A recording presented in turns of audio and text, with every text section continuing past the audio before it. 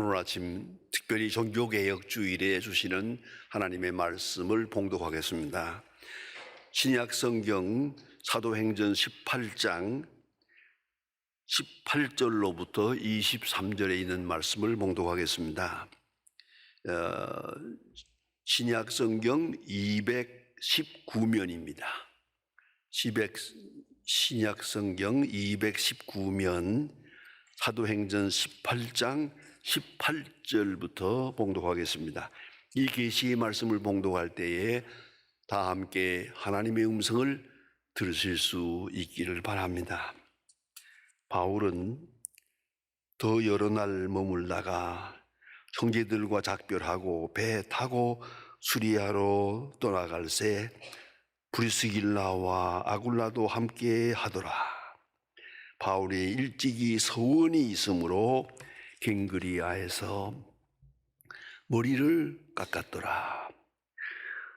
에베소에 와서 그들이 거기에 머무르게 하고 자기는 회당에 들어가서 유대인들과 변론하니 여러 사람이 더 오래 있기를 청하되 허락지 아니하시고 작별하여 이르시되 만일 하나님의 뜻이면 너희에게로 돌아오리라 하고 배를 타고 에베소로 떠나 가이사랴에 상륙하여 올라가 교회의 안부를 물은 후에 안디옥으로 내려가서 얼마 있다가 떠나 갈라디아와 부르기아 땅을 사례로 다니며 모든 제자를 굳게 하니라. 아멘. 솔개는 가장 장수하는 조류 중에 하나로 알려져 있습니다. 솔개는 최고 약 70세를 수명을 누리면서 살아간다고 합니다. 가장 오래 사는 조류입니다. 이렇게 장수하려면은 약 40세쯤 됐을 때 매우 고통스럽고 중요한 결심을 해야 한다고 합니다. 솔개는 40세가 되면 발톱은 노화되어 사냥감을 효과적으로 잡아채지 못하고 움키지도 못하게 되고 부리는 길게 자라서 구부러져서 가슴에 닿을 정도가 돼서 음식을 마음대로 뜯어 먹을 수가 없게 된다고 합니다. 깃털도 너무 두텁게 자라서 마침내 마음대로 날 수가 없을 만큼 몸이 무거워진답니다. 이쯤 되면 두 가지 중에 하나를 결정해야 됩니다. 하나는 그대로 앉아서 죽든지 아니면은 한 반년에 걸치는 매우 고통스러운 자기 수련의 기간을 보내야 합니다. 자기 갱신의 길을 가야 한다는 말입니다. 그래서 솔개는 산정 높은 곳에 둥지를 들고 고통스러운 수행을 시작합니다. 부리는 바위에 쪼아서 마침내 부리가 빠져나갈 정도가 돼서 그리고 새 부리가 나오게 되고 발톱은 하나하나 다 뽑아내서 새 발톱이 나오게 되고 그리고 깃털도 하나하나 다 뽑아버려서 그 다음에 새 깃털이 나와서 새로운 솔개가 돼서 그 다음에 30년을 더 살고 그렇게 향유한다고 합니다. 놀라운 얘기가 아니겠습니까?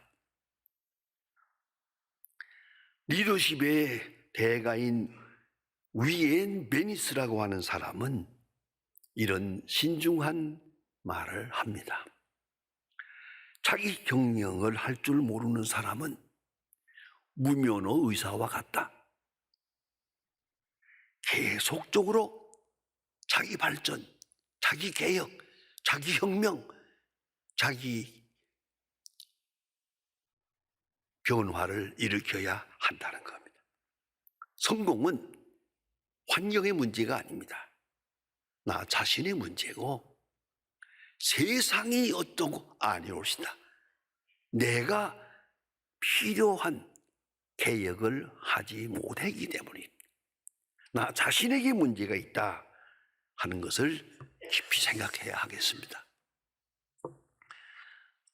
종교개혁가 가면 우리는 마틴 루터를 생각하게 됩니다. 우리는 마틴 루터의 종교개혁, 그로 말미암아 이 개신교가 탄생하게 되고 오늘의 큰 교회론적으로 신학적으로 구원론적으로 큰 역사를 이루었는데 이 종교개혁의 뿌리는 루터라고 하는 한 수도사의 자기 개혁으로부터 시작됩니다. 루터는 수도원에 가서 수도사가 됩니다. 수도원에 무슨 죄가 그렇게 많겠습니까? 죄 질수도 없죠. 그런 곳인데도 불구하고 루터의 마음속에는 남다른 죄의식이 있었습니다. 견딜 수 없는 죄의식. 그래서 그런 재미있는 그런 에피소드가 있습니다. 루터가 하루에도 3번, 4번 성당에 가서 신부님을 불러가지고 고해성사를 했습니다. 여러분 고해성사 하는 거 아시지만 조그만 박스 속에 신부가 이렇게 딱 비스듬히 앉아 있으면은 꼭 귀에다 대고 자기 죄를 자복합니다. 이러이러한 죄를 지었습니다. 다 들은 다음에 신부님이 예수의 이름으로 사하노라 뭐 이렇게 사죄의 선언을 하면 감사하고 돌아가는 그게 고해성사인데 고해성사를 가서 초인종을 누르면 그 신부가 나와 앉아 있거든요. 고해성사를 했어요. 몇 시간 후에 또 갔어요. 몇 시간 후에 또 갔어요. 하루에도 여러 번 고해성사를 하러 가니까 신부가 귀찮아가지고 루터야 죄 좀 왔다 오너라 그랬대요. 너무너무. 그러나 루터는 안 그래요. 괴로웠어요. 전 궁금했어요. 이 루터에 대해서 연구할 때 도대체 무슨 죄가 그렇게 많았나? 무슨 죄를 자복했나? 그것이 알고 싶어서 상당히 많은 책을 들춰보았습니다. 연구했더니 대체로 그렇습니다. 루터가 자복한 죄가 종교의 죄, 의심, 하나님의 능력과 사랑을 의심한 죄, 그리고 교만한 죄, 하나님의 은혜에 배반하고 절망한 죄, 이런 죄예요. 어쨌든 물리적으로 짓는 죄는 아니에요. 마음속에 있는 죄예요. 그럼 왜 이렇게 죄에 대해서 고민했을까? 문제가 거기에 있어요. 이 죄를 해결할 길이 없기 때문이에요. 회개도 해보고 고해성사도 해보고 또 무슨 고행도 해보고 다 해봤지만 아니요. 마음속에 사죄의 은총이 임하지 않는 거예요. 내가 아무리 몸부림을 쳐도 회개해도 더 문제는 눈앞에 죽음이 다가오고 있어요. 하나님의 심판이 죽음이 다가오고 있는 것을 느낄 때 다시 말하면 죄와 사망 이 문제를 놓고 고민합니다. 고민하다가 그는 여러 가지 모습으로 수행을 하다가 끝내 귀중한 진리를 발견합니다. 오직 의인은 믿음으로 말미암아 살리라. 오직 의인은 믿음으로 살리라. Justification by faith, sola fide 이걸 깨닫습니다. 그리고 오직 믿음으로. 그래서 벌떡 일어나서 그는 구속받은 하나님의 사람으로 삽니다. 그래도 그러고 살아가는데도 또 죄책이 있습니다. 너는 이런 죄인이다, 이런 의심을 했다, 이런 교만했다. 죄가 많습니다. 그럴 때마다 그는 외칩니다. 유명한 말입니다. Nevertheless. 그럼에도 불구하고 하나님은 나를 사랑하신다. 그럼에도 불구하고 예수 그리스도께서 나를 위하여 십자가에 돌아가서 그 사랑을 확증해 주셨다. 이것을 믿음으로 의롭다함을 얻는다 하는 것을 깨닫고 거기서 자기 갱신을 합니다. 인격이 갱신합니다. 신학이 갱신합니다. 감성이 갱신합니다. 온 인격이 새로워질 때 비로소 종교개혁은 이루어지는 겁니다. 루터의 자기 갱신, 거기에서부터 시작되었다는 것을 우리 잊어서는 안 됩니다. 여러분, 이것이 신앙입니다. 하나님 앞에 정직하게, 오 하나님, 나 여기 서 있습니다. 이것이 루터의 종교개혁의 출발점이 됩니다. 이걸 잊지 말아야 합니다. 자기 개혁 없이는 아무런 변화도 있을 수가 없습니다. 이걸 알아야 합니다. 사도 바울은 다메섹 도상에서 예수님을 만납니다. 중요한 사건입니다. 그는 바리새인 교인입니다. 율법에 정통한 사람입니다. 나름대로 율법대로 사느라고 몸부림을 쳐온 그런 사람입니다만은 부활하신 예수를 만납니다. 여러분, 이걸 잊지 말아야 합니다. 부활하신 예수를 만나고 부활하신 예수를 믿고 부활의 예수를 믿는 순간부터 기독교인입니다. 이걸 잊지 말아야 합니다. 예수께서 부활하셨고 예수와 같이 부활될 것을 믿는 그 순간부터 그리스도인입니다. 그는 부활하신 예수를 만나면서 큰 변화를 일으킵니다. 하나는 주로부터 사명을 받습니다. 온 천하에 복음을 전파하라. 그런 사명을 받고 동시에 가장 중요한 것이 뭐냐 하면 예수님께서 말씀하십니다. 너는 어찌하여 나를 핍박하느냐? 사울아, 어찌하여 나를 핍박하느냐? 깜짝 놀랐습니다. 사울이 핍박한 것은 교회입니다.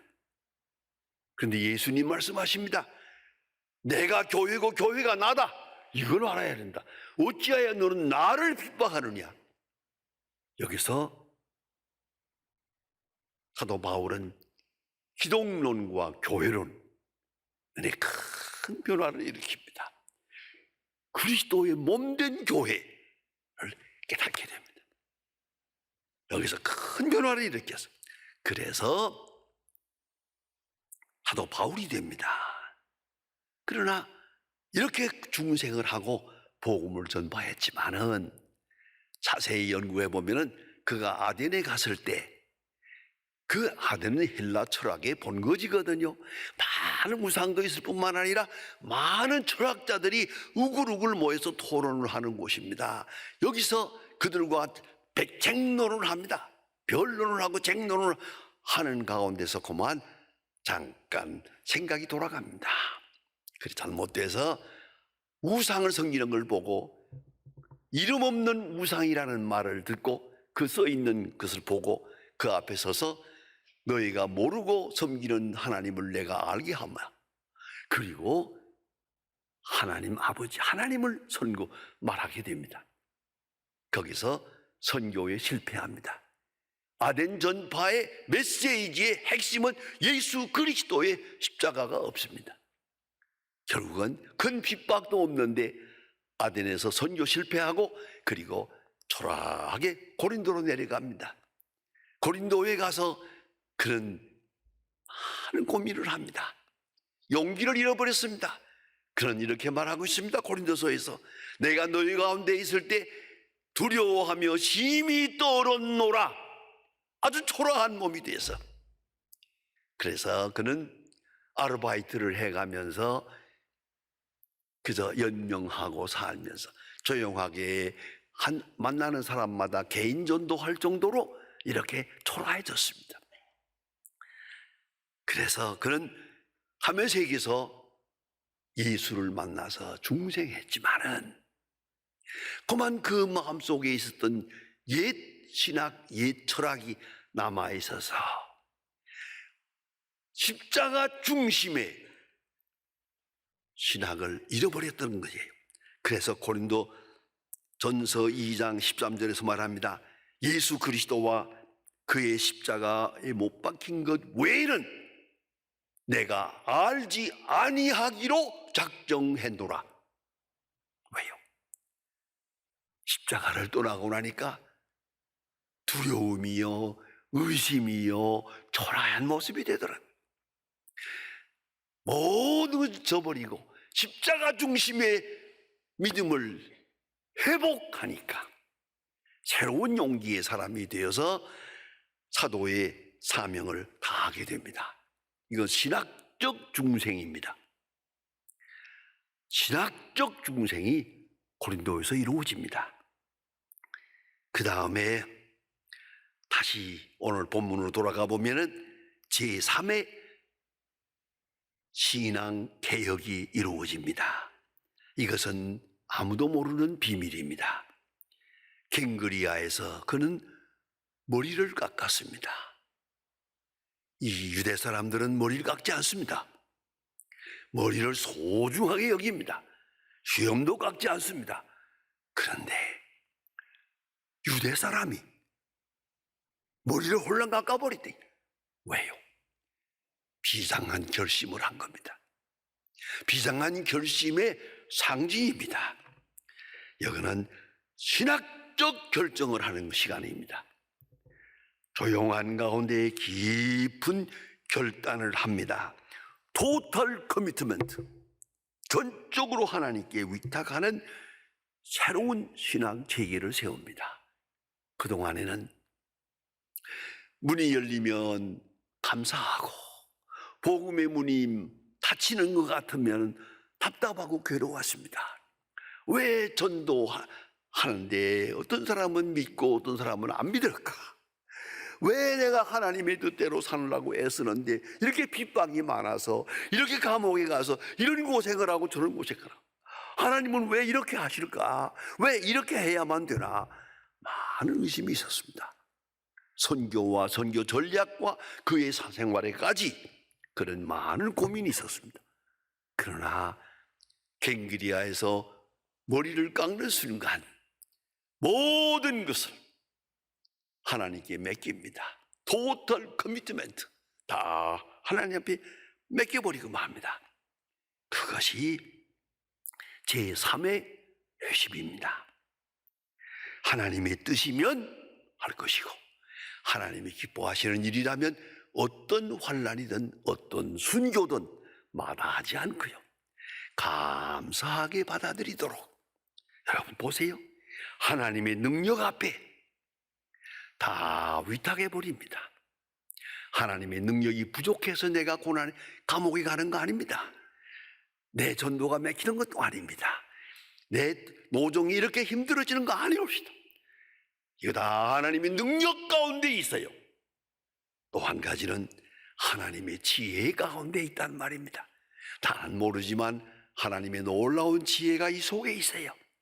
더더욱 중요한 것은 이 많은 역경과 소란, 환난 속에, 이 시련 속에 하나님의 사랑이 있어요.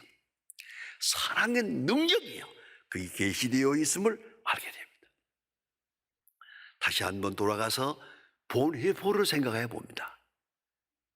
그가 쓴 라이프 오브 크라이스트라고 하는 이 책에서 그 중간에 있는 챕터 꼭 3페이지가 나오는데 이게 너무 좋아서 제가 이걸 다 외웠던 때가 있습니다.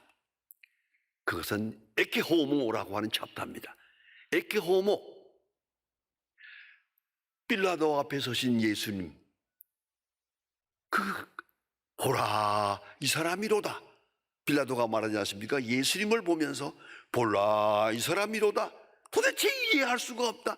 능력도 많고 지혜도 많고 은혜도 많은데 왜 십자가를 져야 하나? 또 지려고 하시나? 그 이해할 수가 없어요. 그래서 에케 호모, behold this man. 이 빌라도가 한 말입니다. 그것을 주제로 해서 쫙 연결했습니다. 예수님은 십자가 앞에 서서 하나님 앞에 모든 것을 위탁했습니다. 먼저는 에펙트를 위탁했다. 결과를. 하나님의 능력이니까. 이래 됐든 저래 됐든 하나님의 능력 가운데 있는 일이요. 완전히 결과는 하나님께 있습니다. 에펙트를 하나님께 전적으로 위탁했고 그 다음에는 방법을 하나님께 위탁했어요. 왜요? 하나님의 지혜니까. 안 되는 것 같으면서 잘 되고 먹는 것 같으면서도 가깝고 막 다 끝난 것 같은데 아니올시다. 이건 하나님의 지혜 속에 있어요. 그러므로 모든 방법, 어떤 좁은 길로 가든 어떤 고통이 있든 이건 다 하나님의 지혜 속에 있는 거예요. 그렇게 하나님께 위탁했고 그런가 하면 명예를 위탁했다. reputation. 그 말은 간단히 말합시다. 사람이 뭐라고 평가하느냐 이제 생각하지 않기로. 성공했다고 하든 실패했다고 하든 생각하지 않기로. 사람의 평판 잊어버려요. 여러분 오늘도 여러분 마음속에 작으나 크나 참 묘한 고통이 있습니다. 사람들이 잘했다고 하나 못했다고 하나 어떤 평판을 듣고 있나 신경을 쓰고 있는 거예요. 그것 때문에 고민이 많아요. 이 명예를 하나님께 깨끗이 위탁해요. 능력이 있다고 하나 못하나 실패했다고 하나 저주를 받았다고 하나 상관없어요. 예수님께서는 모든 명예를 하나님께 위탁해 버렸어요. 이것이 보네포가 쓴 글에 나옵니다. 에케 호모, 빌라도 앞에 서신 예수님의 모습을 보라. 이렇게 말하고 있습니다. 깨끗하게 순종하는 믿음입니다. 이제는 불평이 없습니다. 이제는 의심도 없습니다. 깨끗하게 잘 되든 안 되든 하나님께 영광이에요. 길이 막히든 열리든 하나님께 영광. 왜? 하나님의 큰 능력을 믿기 때문에. 사실로 그러했습니다. 그가 예루살렘에 가서 체포됩니다. 가이사랴 빌립보로 이송돼 가지고요 재판도 없이 감옥에 2년 동안을 썩습니다. 속이 얼마나 아팠겠습니까? 2년 동안. 그리고 나서 배를 타고 로마로 갑니다. 그런데 이 로마로 가던 배가 왜 파손이 됩니까? 사도 바울이 탄 배가 왜 파손이 됩니까? 그러나 파손되고 연락할 동안 고생을 하고 말이야. 이 일로 말미암아 하나님의 사람 사도 바울의 위상이 높아집니다. 모든 사람들이 사도 바울 앞에 무릎을 꿇습니다. 그의 말씀에 순종합니다. 그의 말씀에 귀를 기울입니다. 이렇게 돼서 로마로 돌아간 다음에 생각해 보세요. 276명이 전부 사도 바울의 전도자입니다. 그 많은 사람들이 다니면서 이번에 배를 타고 오신 분 가운데 죄수가 하나 있었는데 사도 바울이라는 사람이요. 이건 하나님의 사람이요. 하나님의 능력을 분명히 보았습니다. 이렇게 됩니다. 그래서 온 로마가 뒤집힙니다. 이것이 로마 교회의 기초가 됩니다. 이제 무슨 할 말이 있습니까? 그런 거로 하나님이 하시는 모든 역사에 깨끗하게 순종하고 깨끗하게 감사하고 깨끗하게 충성할 것이에요. 이것이 종교개혁의 신앙입니다.